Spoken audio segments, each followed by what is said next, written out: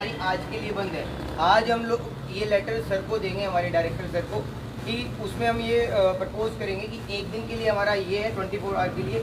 अगर फिर भी ऐसा नहीं होता है तो हम किसी ना किसी तरीके से मजबूर होंगे कि हमें इमरजेंसी सर्विसेज भी बंद करनी पड़े। हो सकता है आप पे कोई आके प्रेशर बनाए, वो भी उनकी भी एक मजबूरी है, उनका प्रेशर बनाना कि हम तुम्हें फेल कर देंगे, हम तुम्हें ये कर देंगे, वो कर देंगे। ऐसा कुछ कहता है तो आपको डरना नहीं है, क्योंकि सब लोग एक साथ खड़े हैं। हम किसी अपने पर्सनल इशू के लिए नहीं खड़े, ना हमें सैलरी हाइक चाहिए, ना हमें कोई और प्रॉब्लम है। हमारी एक प्रॉब्लम है कि जो वहाँ घटा है वो कॉलेज भी तो इतने साल से चल रहा था ना।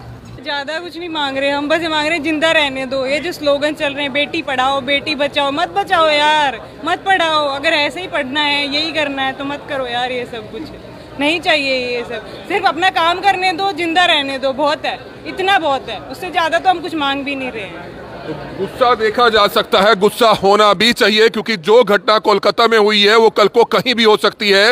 हालांकि एक आरोपी इसमें गिरफ्तार हो चुका है, लेकिन डॉक्टर स्टूडेंट्स का और रेजिडेंट्स डॉक्टर का कहना है कि और भी संख्या इसमें हो सकती है और उन लोगों के खिलाफ भी सख्त से सख्त एक्शन होना चाहिए। वो हमारी बहन थी, वो हम भी हो सकते थे क्या? हम भी नाइट ड्यूटीज़ पे जाते हैं क्या? जहाँ पे हम काम कर रहे हैं, जो हमारा इन्वायरमेंट है, वहाँ हमें सेफ्टी नहीं मिलनी चाहिए? हाँ की लोकल एडमिनिस्ट्रेशन का प्रॉब्लम नहीं है, ये सेंट्रल प्रॉब्लम है जिसको हम यहाँ से एड्रेस कर रहे हैं। ठीक है, तो अभी हम अब बैठ जाओ सब लोग आराम से, थोड़ी देर में फैंस वगैरह भी यहाँ अरेंज करते हैं।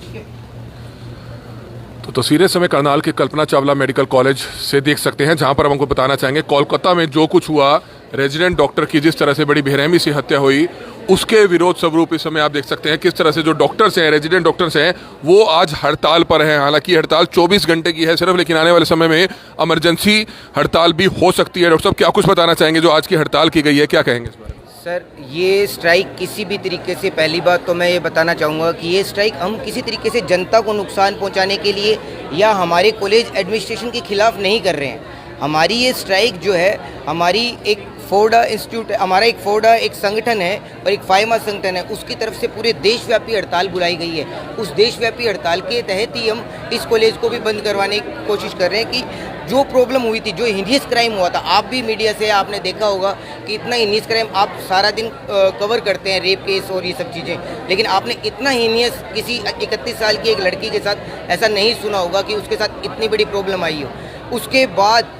एक मोब ने रात को जो डॉक्टर पीसफुली प्रोटेस्ट कर रहे थे उनके साथ तोड़फोड़ करी। हमने तो अपनी स्ट्राइक कॉल ऑफ कर ली थी, हमें तो आश्वासन मिल गया था जेपी नड्डा सर की तरफ से कि हम इस पे काम कर रहे हैं, सीबीआई अपना काम करेगी, लेकिन उसके बाद हम तो पीसफुली वहाँ बैठे थे। उसको पीटने के लिए वो लोग क्यों आए?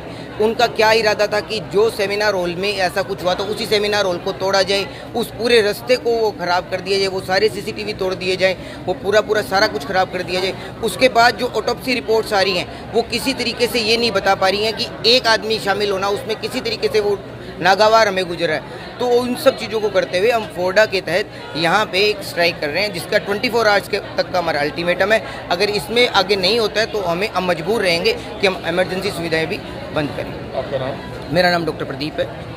तो आप देख सकते हैं कल्पना चावला मेडिकल कॉलेज के तमाम इंटर्न्स और रेजिडेंट्स डॉक्टर जो हैं आज स्ट्राइक पर हैं। आप ये लाइव तस्वीरें देख सकते हैं, क्योंकि कोलकाता में जो भी घटना हुई उसकी जितनी निंदा की जाए उतनी कम है। देश भर के तमाम डॉक्टर्स जो है हड़ताल पर हैं और आज कल्पना चावला मेडिकल कॉलेज के जो तमाम रेजिडेंट डॉक्टर्स हैं, इंटर्न्स हैं, वो आज 24 घंटे की स्ट्राइक पर चले गए हैं। आप ये लाइव तस्वीरें समय देख सकते हैं। क्या कुछ बताना चाहेंगे मैम? मेडिकल कॉलेज के तमाम आप रेजिडेंट्स डॉक्टर्स स्ट्राइक कर रहे हैं, क्या कुछ इसका मुद्दा है और क्या कहना चाहेंगे इस बारे में?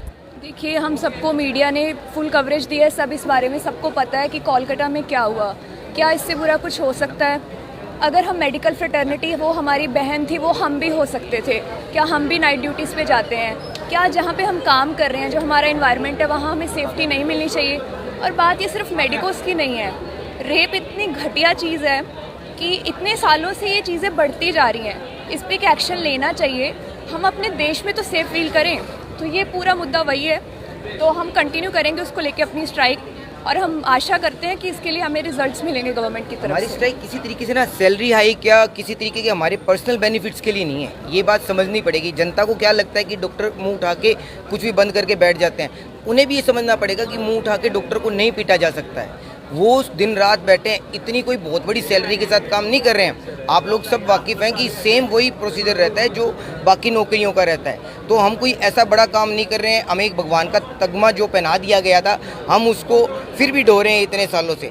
हम नहीं कह रहे हैं कि हम कुछ गलत कर रहे हैं, हम फिर ये बताना चाह रहे हैं कि अगर हमारे घर में वो जितना भी डॉक्टर फर्टिनिटी है वो पूरा हमारा घर है, अगर हमारे घर में से किसी को किसी तरीके से नुकसान पहुंचाया जाएगा तो सिर उठा के अगले की गर्दन काटने की क्षमता हम रखते हैं। हालांकि आरोपी अरेस्ट हो चुका है। आरोपी को आप कैसे, एक आरोपी को इसमें कैसे शामिल कर सकते हैं जब ऑटोप्सी रिपोर्ट्स है वो इस तरीके की शामिल हो रही है कि उसमें ये बताया जा रहा है कि सिंगल पर्सन इन्वॉल्व नहीं है। और आप ये बात सोचिए कि प्रोटेस्ट को तोड़ने के लिए इतने लोगों की ज़रूरत क्या पड़ी। हमने तो कॉल ऑफ कर ली थी स्ट्राइक, हम तो इतने उस चीज़ के अंदर हैं कि हमें लगता है कि आज भी आप देखिएगा इमरजेंसी सुविधाएं सुचारू रूप से चलेगी। हमारे सीनियर डॉक्टर जो मोरली हमारे साथ है, हमें पता है कि उन्होंने भी कभी रेजिडेंसी करी थी, वो भी आज हमारे सीनियर्स बन चुके हैं। वो देखना आज आप वो पूरी तरीके से मोर्चा संभालेंगे। ऐसा नहीं है कि मरीजों का नुकसान होगा, हमारा किसी न किसी तरीके से यही रहता है कि मरीज़ नुकसान में ना जाए।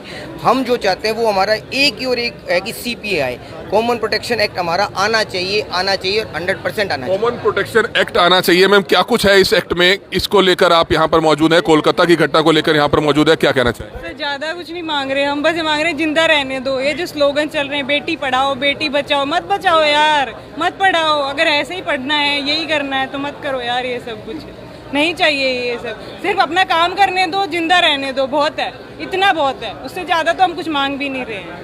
तो गुस्सा देखा जा सकता है, गुस्सा होना भी चाहिए, क्योंकि जो घटना कोलकाता में हुई है वो कल को कहीं भी हो सकती है। हालांकि एक आरोपी इसमें गिरफ्तार हो चुका है, लेकिन डॉक्टर स्टूडेंट्स का और रेजिडेंट्स डॉक्टर का कहना है कि और भी संख्या इसमें हो सकती है और उन लोगों के खिलाफ भी सख्त से सख्त एक्शन होना चाहिए।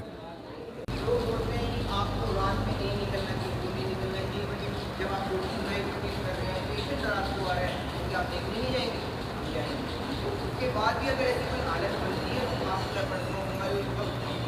वहाँ से कोई छुट्टी नहीं आएगी, क्योंकि आज अगर हम